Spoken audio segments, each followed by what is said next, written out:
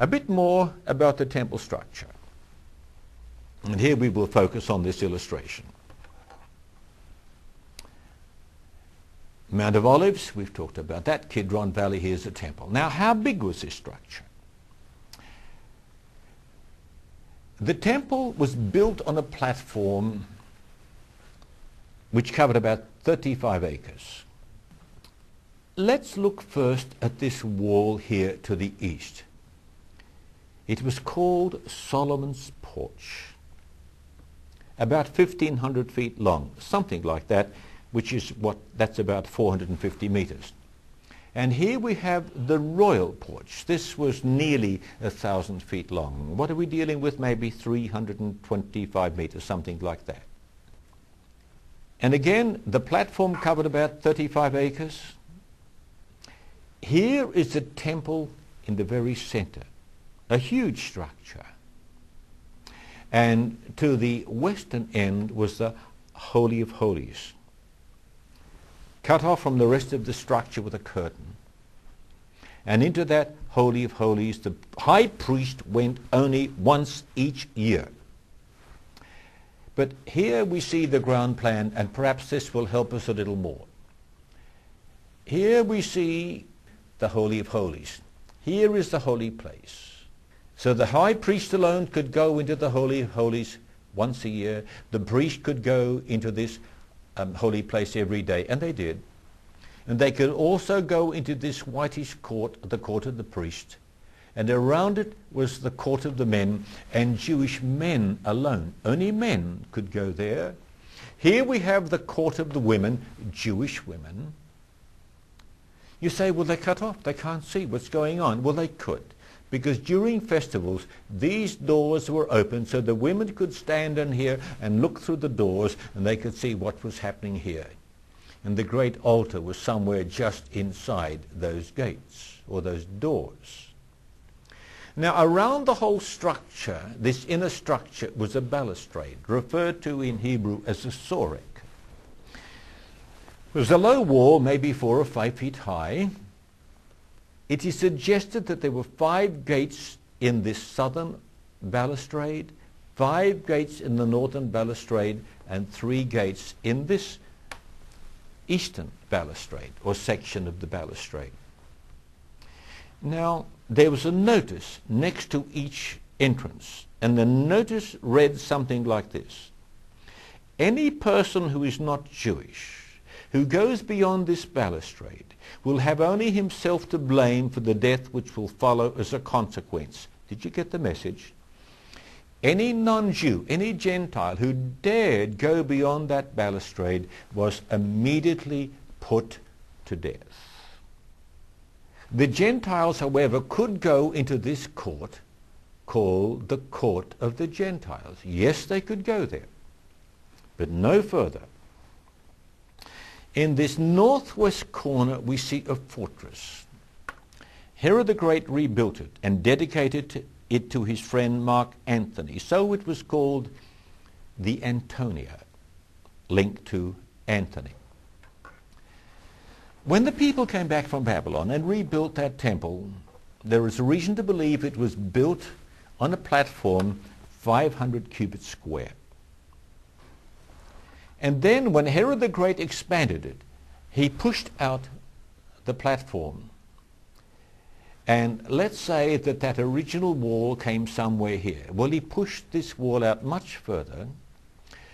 And how did the people get in? Well, there was an entrance here, and a staircase here, and a big staircase here, and another kind of a bridge going across here. You see the gates.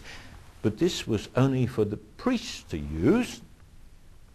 But there was another way to get in, and here we see gates, doors. These were referred to as the Huldah gates.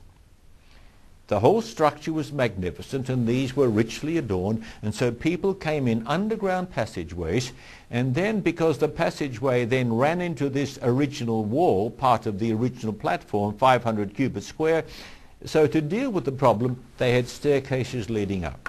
So people came to the staircase and they walked up. And I gather that when people left the temple, they had to walk out backwards. They could not turn their back on the temple. Well, the whole structure was rather magnificent. Some of the stones were enormous, and these are being unearthed still today, and their dimensions are known. Some of them, we're told, were about 43 feet long, about maybe 12, 13 feet wide, and about 10 feet high, something like that. Now, can you imagine the size of those stones? How did they cut them? Perfectly cut. How did they move them? But they did it. A remarkable achievement. And this corner here was up rather high above ground level. So this was built on underground passageways which are still there.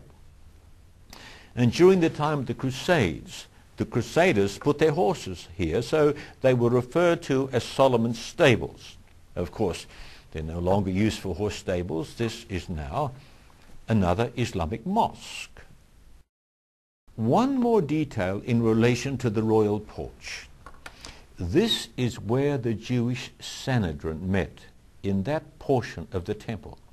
And we're told there were about 162 columns there, very high, maybe 60 feet or so, and each one was about 4 feet 2 inches in diameter. What's that? About 1 1/3 meters.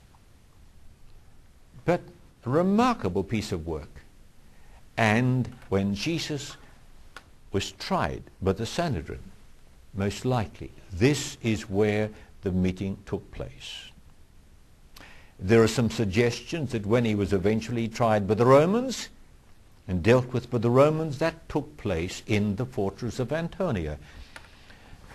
Others will say it's possible that he was actually tried in what was Herod's palace, out near what is today the Jaffa Gate. When the people came there to worship, and they came with many thousands for the great festivals, we're told that Roman soldiers stood above these walls to look down upon the crowds to ensure that peace would prevail. And there were some difficulties, but let's not go into detail about that. But at least this helps us see the building into which Jesus finally went toward the grand finale of his ministry. Well, we heard about how he entered the system and he tipped over the tables of the animal sellers and the money changers. When we look at the Gospels, and we will look at the narratives in Luke, when he entered that city and when he'd attacked the system, he in turn was confronted by the authorities. And we read about this in Mark chapters 11 and 12. And the first thing that happened was that people asked him by what authority was he doing all these things.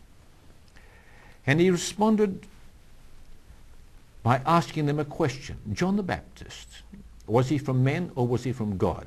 And then his opponents back off because they know they're in a bit of a bind here. If they say he was from men, the people will be annoyed because the people thought he was from God. But if they have to say he was from God, Jesus can ask them, well, why didn't you listen? And why didn't you take notice of what he was saying to you? And then in Mark 12, verses 1 through 12, he tells a parable about a man who has a vineyard and he's looking for payment from the tenants, but they will not pay up and they simply beat those whom he sends, and finally he sends his son whom they kill and throw over the fence out of the vineyard. Of course the message is that God has been looking for fruit from his people. He gets none. And when he finally sends his son, they will kill the son and think they can discard him. Well, they try, but it doesn't quite work.